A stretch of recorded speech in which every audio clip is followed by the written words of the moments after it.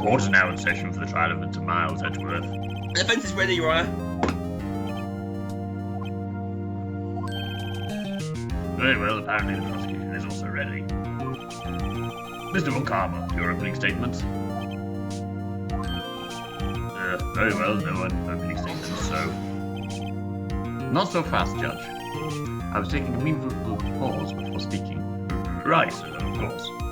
A prediction. Today's trial will end 3 minutes from now. Order! Order! Mr. Von Karma, what is the meaning of your statement just now? Bah, you must question everything. It will be over in 3 minutes. We have no time to waste. I will call my witness now. Right. I'll call my witness, my decisive witness, to the stand.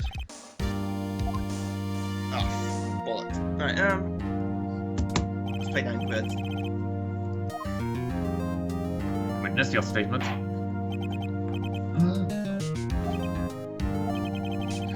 I am the proprietor of the restaurant at the Windmill at Grand Lake. And I also rent boats. The night of the incident, you were in the boat rental shop, correct? Yep, I was. Please testify.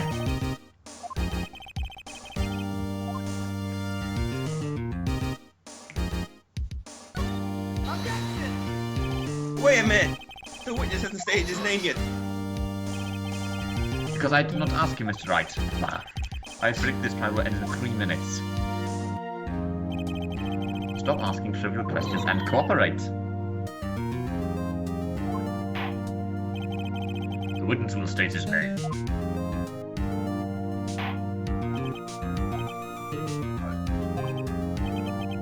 Well, I'm not really sure. What do you mean? My, memory.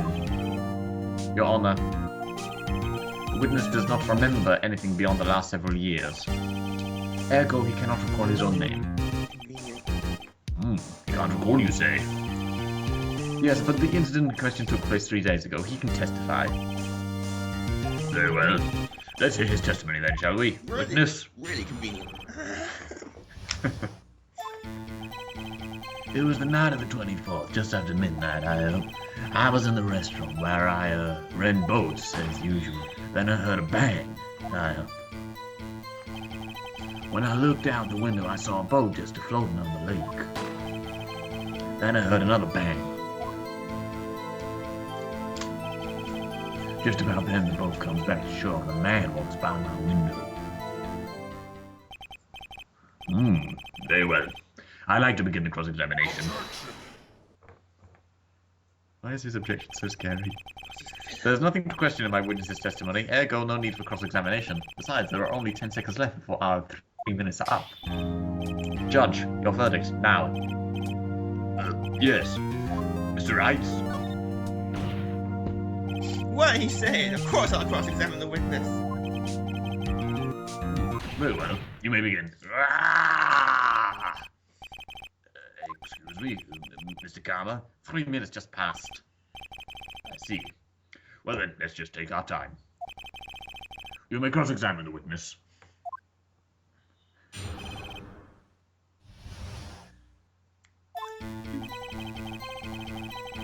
I want to see you imitate the objection voice in the actual voice you do. Get that deep.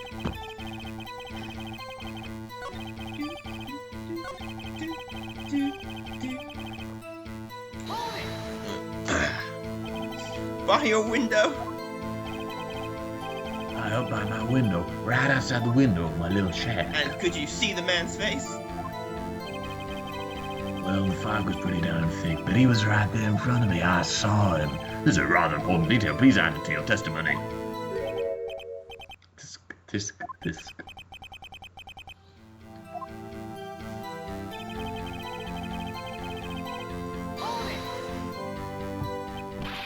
Are you sure?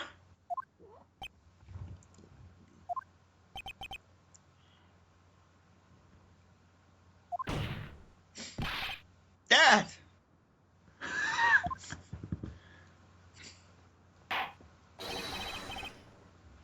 Dead certain, Keith. He said, I can't believe he's dead as he was walking by, too. Witness, are you sure that person was Miles Edgeworth? It was him, that Edgeworth boy.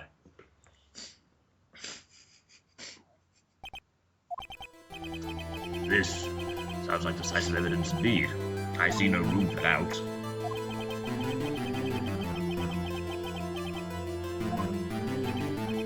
Disc. Nick, I don't like the way things are going here. Everyone in the courtroom is glaring at us. He's used to it.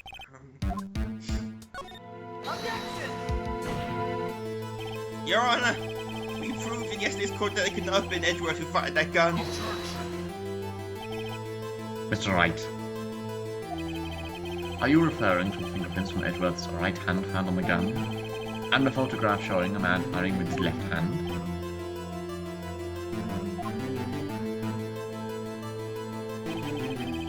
That is easily explainable. He could have wiped his prints after he fired. You are ignoring the truth of the matter here. Everything in this witness's statement is true. Testimony is true.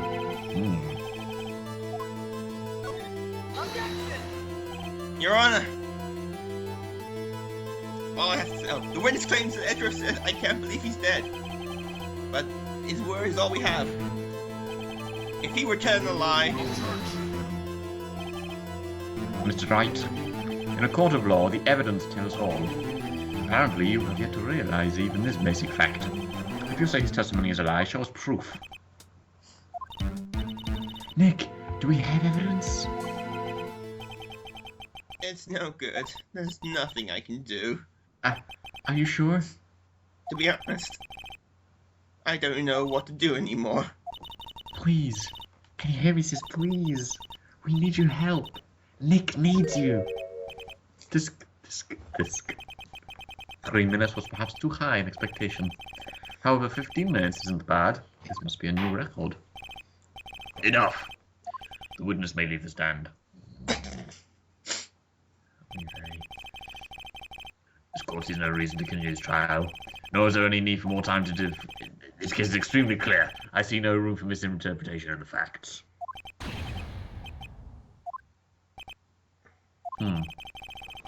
This court finds the defendant, Mr. Miles Edgeworth. The accused will surrender to the court immediately, to be held pending trial at a higher court within a month from today's date. That is all. The court is adjourned. Sure game. Oh, sure. Well, that was it. Oh, wait, hold it. Who's this? Coming to the rescue. Who was that just now? What the hell? Larry! Oh, what are you doing here? Listen, you gotta listen to me. I was there in the park the night of the murder. I wasn't sure about it until just yesterday. But today I remembered it. Remembered what? The gunshot. I heard it too. Order! What is the meaning of this? The verdict has been decided. I call for adjournment. 1 moment, Mr. Moncana. So you say you heard a gunshot? Yeah, I did. A gunshot, that's right. I was sitting here in the audience listening to the testimony. Then I realized something, but it was different from what I remember. Anyhow, I can't just sit here and let you call Edgy a murderer. It's just not right. I'll testify. Let me testify. Order! Order! Well, this is the first time something has happened like this in my court. Lost. I'm not quite sure how to proceed. Judge, you've already given your decision. The trial is over. Nick, this is it. Larry's given us one final chance at this. I'm screwed. Larry. Yeah. Mr. Edgeworth was declared guilty, Nick. It doesn't get any worse. Yeah, you're right. Okay. Your Honor. And there's another right here, right now. A waste of time. Verdict cannot be overturned.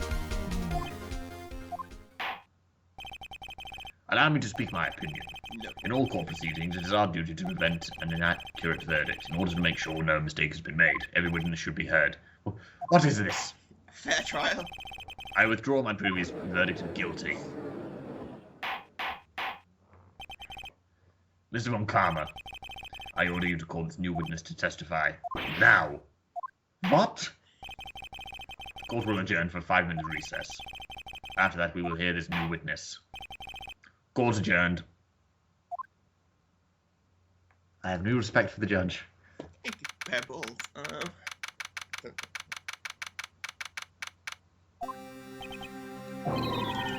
Ooh, that was too close. Sorry to keep you on edge of your seat like that, Edgeworth. I've seen worse. I just wonder what Larry plans to say in there. Larry was at the lake that night? Yeah. He said he went looking for the steel samurai balloon that flew into the lake. Oh, right. And he found the balloon in the air tank that night? Yeah. Hey, Edgeworth. Huh? You say something right? Yeah, a lot of things. You seem out of it. What's wrong? It's nothing. Mr. Edgeworth, there's something I've been meaning to ask you. What's that? Why are your fingerprints on the murder weapon? Oh.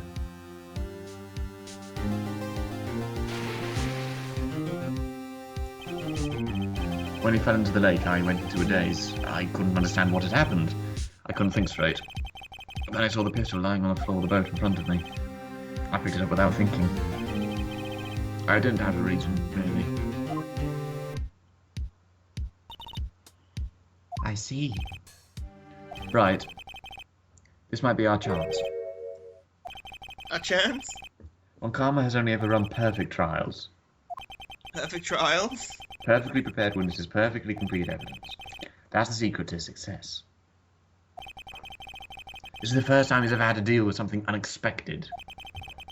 He has let someone he hasn't even talked to testify before the court. And that someone is Larry. What are you getting at? It's likely his testimony will be full of holes, right? That's right, Nick. No 10-minute trial this time. We'll milk this one for all it's worth. Hey, it was 15 minutes. 15!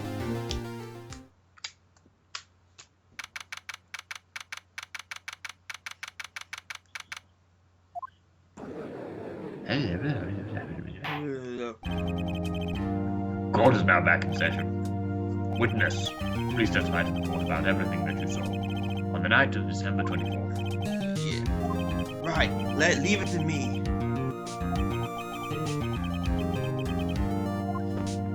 We are screwed.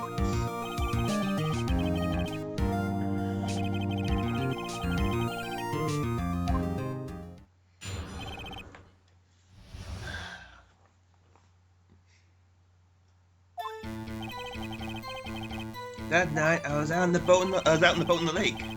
I was looking for something, and I found it. So I quietly slipped into the boat back into our rental ship dock. Then, as I was thinking about going home, I heard this bang. I looked out over the lake, but I didn't notice the boat. So after I heard the single gunshot, I went home. I need to learn to read.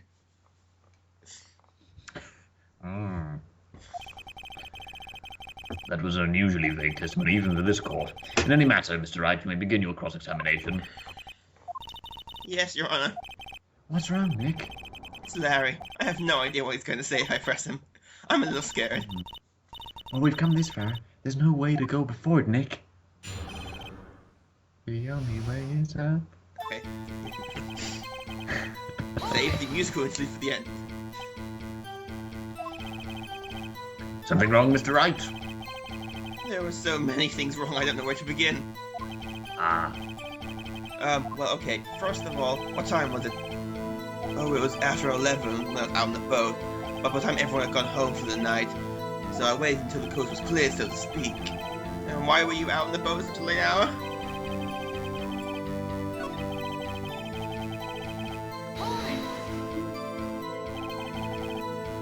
Around what time was that? Well, let's see. I figured I was out searching for about an hour. I guess it was around 12. Yeah. You're not sure? Hey, don't give me that face. I'm not some sort of human sundial, okay?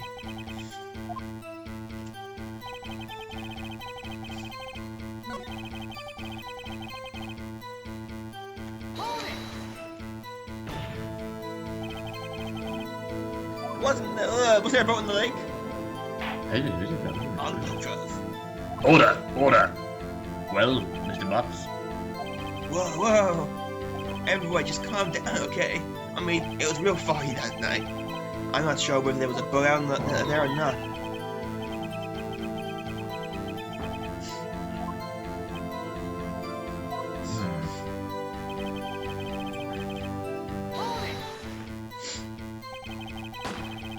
So, you only heard one bang, correct? Yeah. Got a problem Well, Nick? there? It was a pretty wishy-washy testimony, wasn't it? I guess I should just start working on the contradictions. Sorry, I wish I could be more helpful. I wish I could call my sister.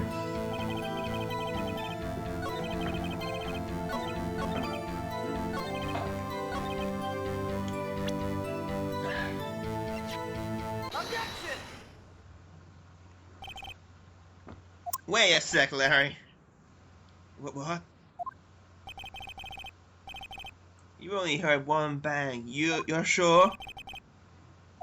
That's what I said.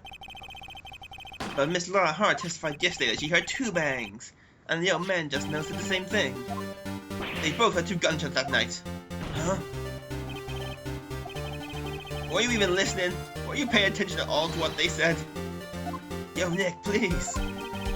Huh? You know, something's been bothering me.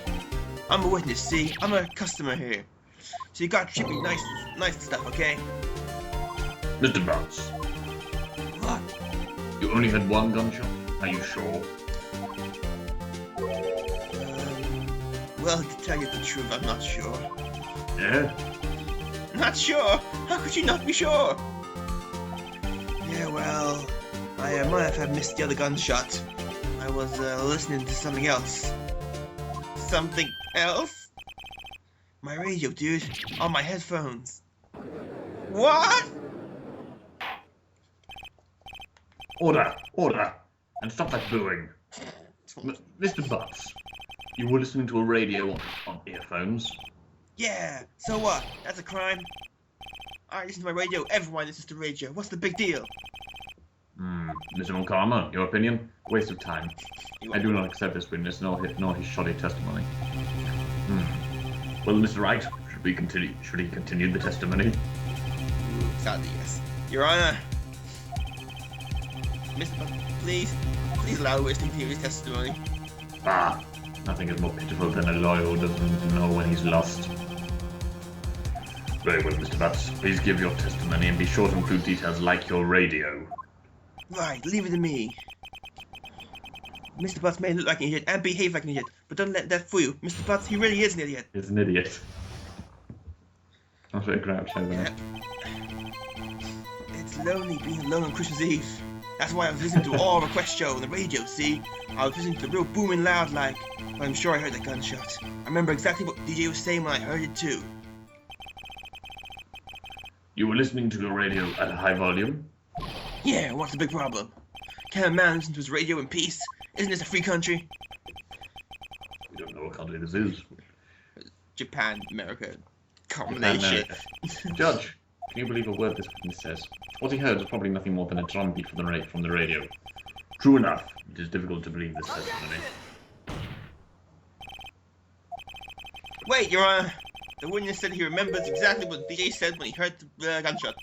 Excuse me, DJ? I announced it. The guy was listening on the radio. Anyway, what he means is, when he heard the sound, no music was playing. The DJ only talks between songs, and this is radio too, so he heard the gunshot from the lake. I had to cross-examine the witness, Your Honor. Very well, Mr. Wright.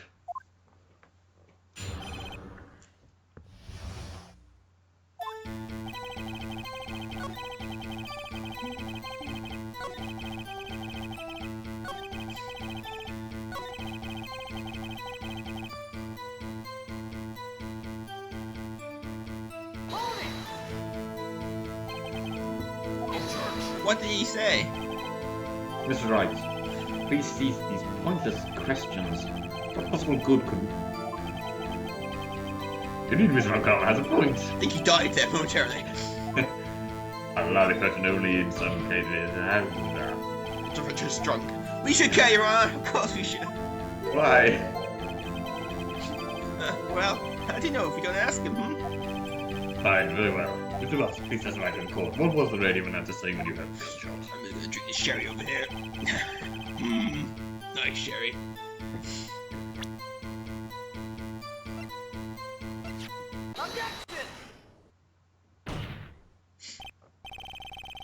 Larry, are you absolutely sure what you're saying is correct? Huh?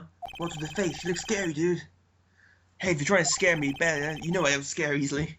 Is something the matter, Mr. Wright? Your Honor, did you hear what the witness just said? The DJ said, hey, it's almost Christmas, when he heard a gunshot. Indeed.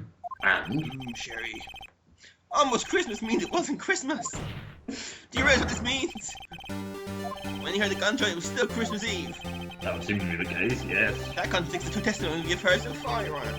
Both Miss Hart and the old man said it was after midnight when they heard the shots. In other words, Larry's bullshit. No, when he heard the gunshots, it was already Christmas Eve. There's a clear contradiction, Your Honor. Order! Order! What does this mean? The two trial witnesses heard gunshots after midnight, however this witness says he heard a gunshot before midnight. Judge, the answer is simple and back. The current witness is plainly mistaken. Just look at him. Suspicious. Yeah. What? I'm feeling this way. Sorry, what? Well, Mr. Wright, what do you think about Mr. Butz's claim he heard the gunshot before midnight? Larry's not mistaken, Your Honor. He heard the gunshot before midnight. Intriguing. I'm assuming you have evidence for this wild claim. Show me evidence there was a gunshot before midnight.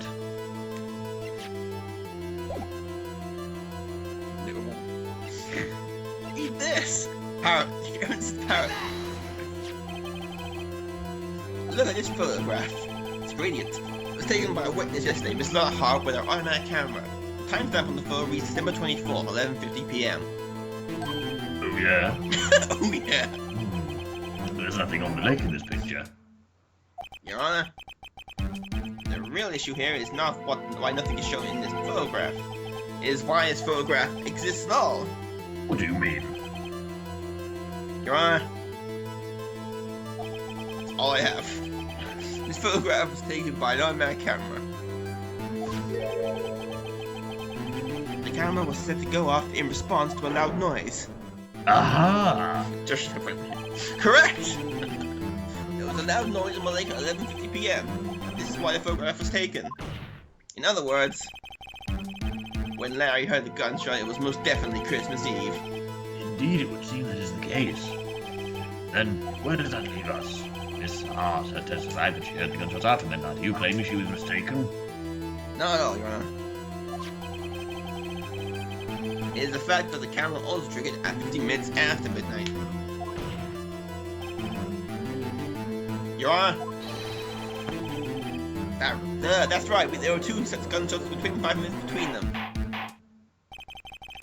Why would this be?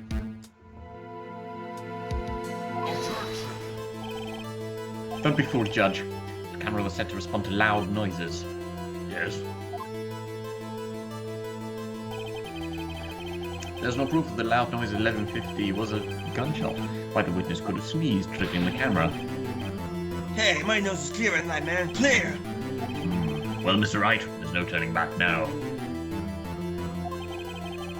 Can you prove the loud noise at 11:50 was indeed a gunshot?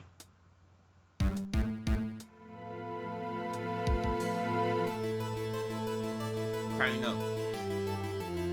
This is called stalling for time, Your Honor. Please show the court evidence if you have any. Parrot. This is my evidence. The murder weapon? Something about this pistol was bothering me, Your Honor. Both of the witnesses who testified yesterday heard two gunshots. As this piece of paper clearly indicates. However, the murder weapon was fired 3 times. When, then, was the last shot fired? Only now have I realized the truth. The third shot was a shot Larry heard just before midnight. Order! Order! That would make sense with the evidence we've seen so far. However, this leaves me wondering exactly what did happen that night on the lake. Exactly. If this is true, there were 2 sets of gun shops separated by 25 minutes.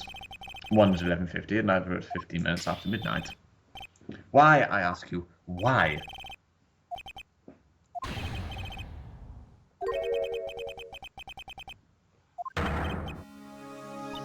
Ah! What's wrong, Nick? I have it! I have it! Huh? Remember, the case of the Steel Samurai. Huh?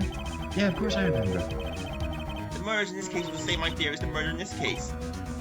What do you mean? Maya! Yes?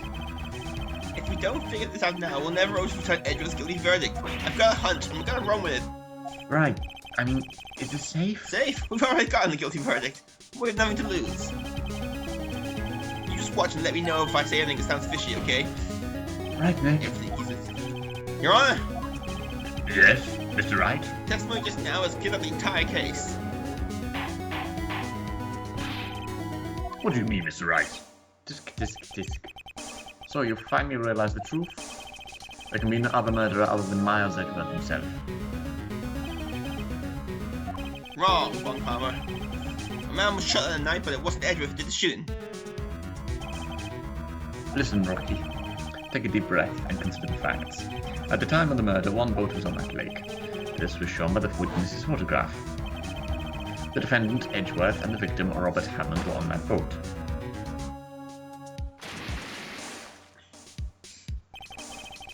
There was a gunshot fired on that boat and Robert Hammond fell into the lake. The distance of the shooting was 1 meter. It couldn't have been suicide. Well, the guilty party has to be the other man on that boat. I admit it is hard to imagine any other possibility. Yes.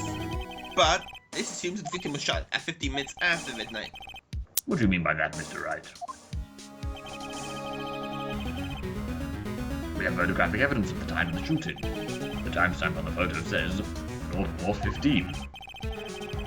But Larry heard a gunshot 25 minutes before that. Robert Hammond was killed then, 25 minutes before the shot in the lake.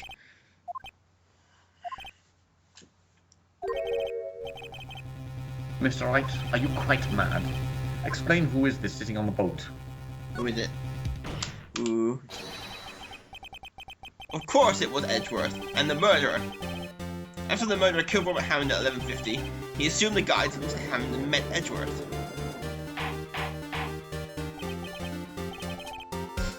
What? Are you serious? Yes, Edgeworth won't tell us why he went to the lake that night. However, I have a hunch. That night, Robert Hammond called Edgeworth to the lake. Now, Edgeworth didn't know Robert Hammond's face that well. That's why he didn't suspect anything when the murderer took Robert Hammond's place. I'm not sure what to make of this. Ludicrous. Mr. Wright, that's the name of the murderer then. Von Palmer. What? I just don't like you. Murderer's name, right? It's not hot. Actually, I don't know the murderer's name. You don't know? Bah! Again, you waste my time. I don't know because he never told us. The murderer is the caretaker of the boat shop, the old man. At 11:50, he was the one who killed Robert Hammond. The caretaker of the boat shop? Where did he do this? There weren't any boats on the lake that night. Why would he go out to the lake just to shoot someone? May I suggest that the real scene of this crime was not in the boat? What? Well, then where did the murder take place? In the sky. Ooh, Take that! Here, of course, the boat shop where he lives. It's the parrot, I keep telling you. That way you can meet with the victim without anyone seeing. Do you have any proof that the boat shop was seen in the... Recall Larry's testimony if you will. I can go. That night he was out on the lake in the boat searching for something. He finds it and returns to the boat. Then, just as he started to head for home, he heard a gunshot. He heard a gunshot, Your Honor, even though he was wearing headphones at the time. In other words, the gunshot was very, very, very close by. And that would be, where would that be if you returned the boat? Yeah. Mr. Wright, what happened that night on Gourd Lake? Please tell the court from the beginning. Yes, Your Honor. Nick, are you sure about this? No, not really. But I think if I start at the very beginning and take it slow, I might just be able to figure this out. Oh shit, I'm cross-examining myself here. That night! The caretaker of the boat shop called Robert Hammond to his shop. This is Parrot! It's a witness, isn't it? This was around 11:50. That was when the gunshot that Larry heard was fired. After that, the caretaker put on Robert Hammond's coat. He became Robert Hammond. Then he got in the boat with Edgeworth and went out to the middle of the lake. Then who fired the pistol on the boat, Mr. Wright?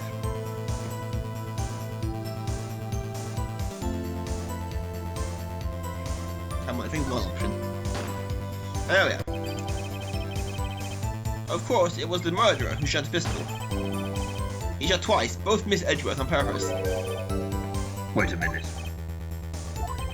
Yes? Why would he shoot twice if it didn't mean to hit anyone? No, that's Mr. Wright. The moment you run out of explanations is the moment you lose.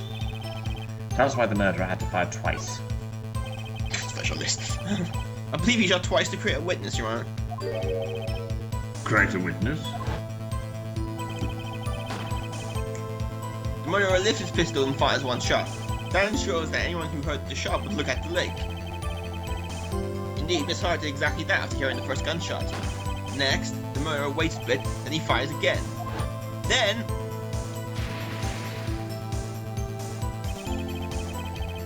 the murderer jumps from the boat himself, leaving the pistol in the boat behind him.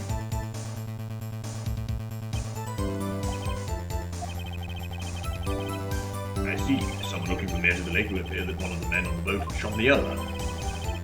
The murderer didn't know about the automatic camera, of course. That's why he shot twice to draw attention to the boat.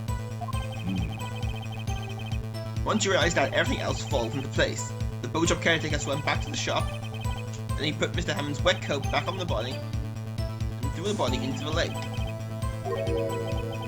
This is what happened, Your Honor. These are the events that transpired that night on Gourd Lake. Dun, dun, dun. I'm being my trader if you need me.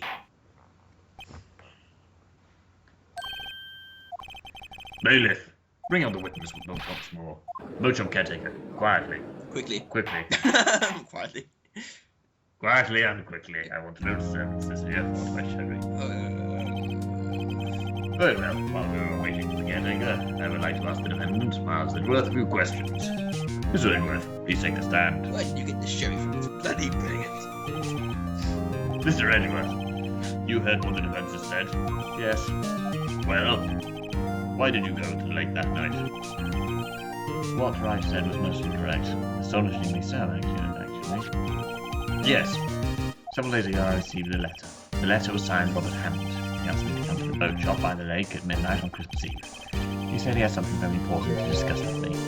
Something important? I'm sorry, I can't say what it was. Your Honor, sir! Bailiff, we are conducting a trial here. The witness disappeared. He isn't at the boat shop either. What? What should I do? Find him, quickly. We cannot allow him to get away. Run, sir.